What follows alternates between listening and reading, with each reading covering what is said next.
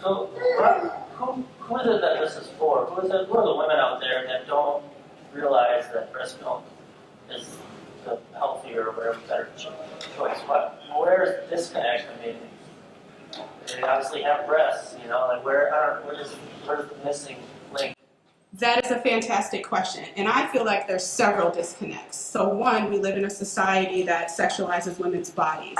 So I think we forget at a very young age what our bodies were made for. So thus the need for potentially in our sexual and reproductive health classes really talking about what our bodies were made for. Two, I think that because of historical factors such as chattel slavery in this country, African families, breastfeeding is something that we've always done as African people, but because of our experience here in this country, that has been dismantled.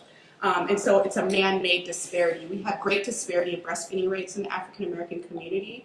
And so although we know how good breastfeeding is, there's historical trauma and historical influences that have contributed to those disparities. So one, it's a matter of getting the community to buy in to that and helping them realize what has happened over history and why we are where we are today on a community level. But two, providers also need to understand those root causes of the disparities so that we can think about what that looks like in a clinical setting.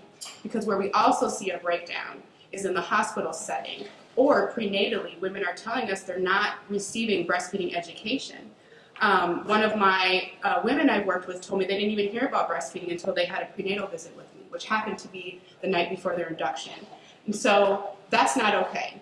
And we need to also think about how we can support every African American baby to have breast milk if that's what their parents so choose in a clinical setting.